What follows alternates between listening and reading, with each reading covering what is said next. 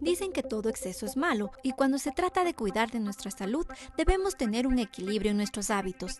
La falta de ejercicio o por el contrario, la práctica de un deporte de manera inadecuada puede ser riesgoso y provocar lesiones agudas. La tendinitis es una de las más frecuentes.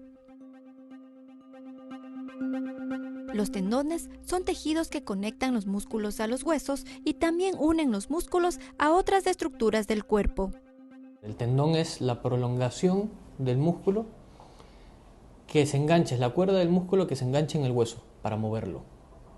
¿Ya? Es el encargado de transmitir el movimiento. A diferencia del músculo, que están llenos de sangre, los tendones no. Los tendones ya son una cuerda que es lo que queda del músculo.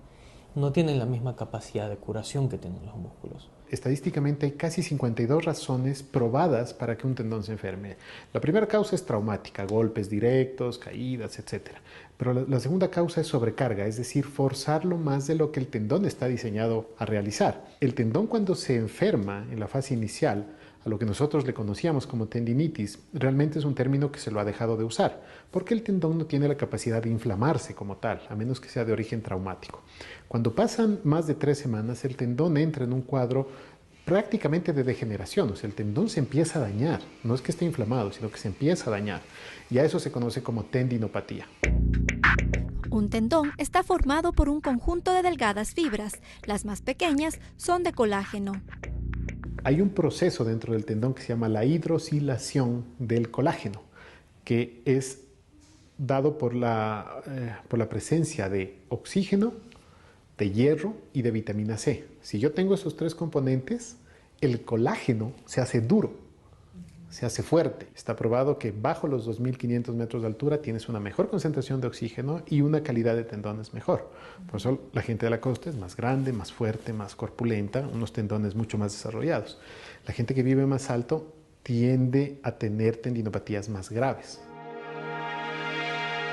Cuando realizamos movimientos de forma repetitiva y con mucho esfuerzo, los tendones también pueden comprometerse.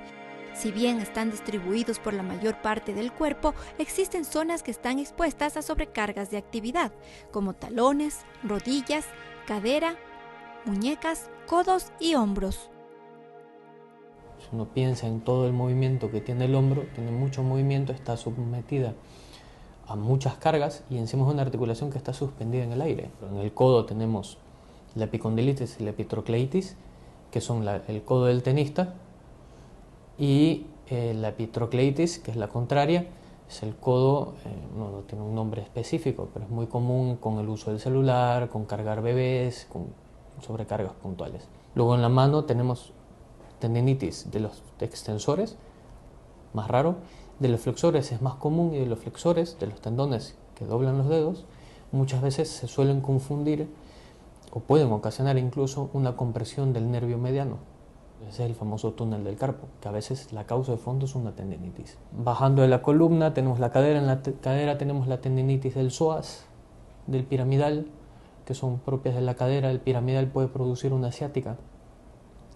En la rodilla tenemos el tendón rotuliano y todas de abajo para arriba, todas las que he nombrado, normalmente es eso, son sobrecargas, ya sea por un exceso de ejercicio y siempre por una falta de estiramiento. La tendinitis está relacionada desde un niño hasta un adulto sin discriminar incluso que sea alguna actividad deportiva. Puede ser alguna actividad por repetición, incluso de orientación de trabajo.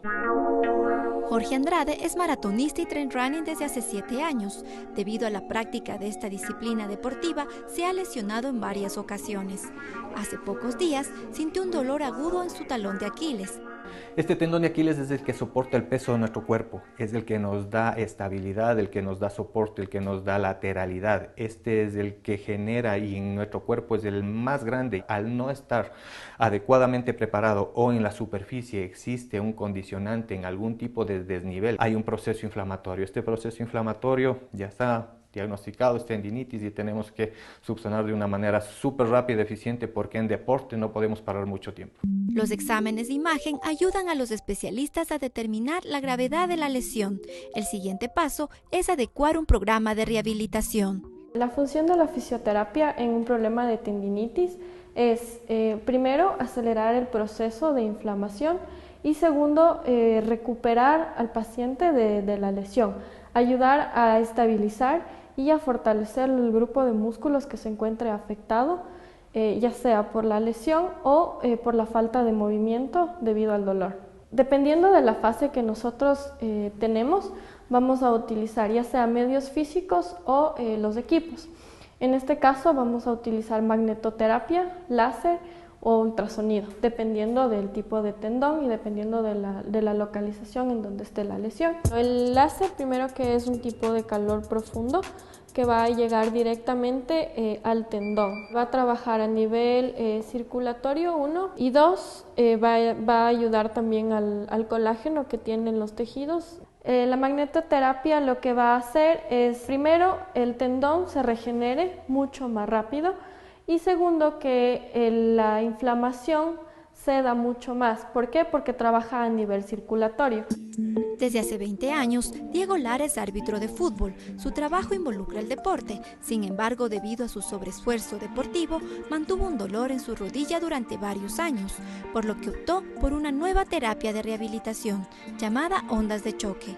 Básicamente la onda de choque es una onda de tipo acústica. Lo actual es que se utilizan las ondas de choque radiales o las ondas de choque focales, y sobre todo hablando de las focales, son el tratamiento más eficaz en tendinopatía, ya que la potencia y la frecuencia de la onda de choque es mucho mejor y mucho más específica para las zonas dañadas en los tendones, lo que acorta el tiempo en cuanto a sesiones. Por ejemplo, la onda radial necesita 5 sesiones al menos y la onda focal necesita solo 3 sesiones. Esto sí, la respuesta clínica no es inmediata, porque nosotros al estimular el tejido con las ondas de choque, lo que hacemos es que el tejido responda y que aumente su recambio celular, mejore su vascularidad, pero esto toma un tiempo.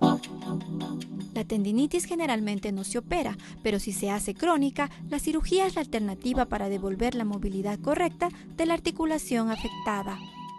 Normalmente la cirugía de los tendones queda prácticamente indicada cuando ya hay una falla estructural del tendón.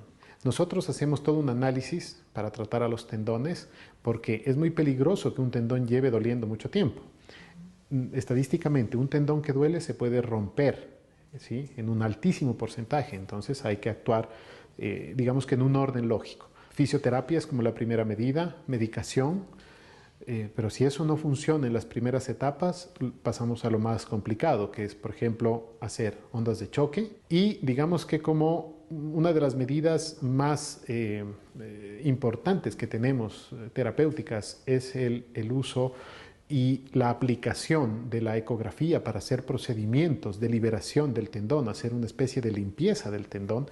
Y también se puede inyectar algunas sustancias. Y uno de los principales recursos que tenemos es hacer lo que se llama el plasma rico en plaquetas. Es un producto sacado del mismo paciente, es mínimamente invasivo, no requiere incisiones algunas, solamente acceso de un tipo de aguja un poco especial, es una aguja un poquito más gruesa y resistente, si cabe el término.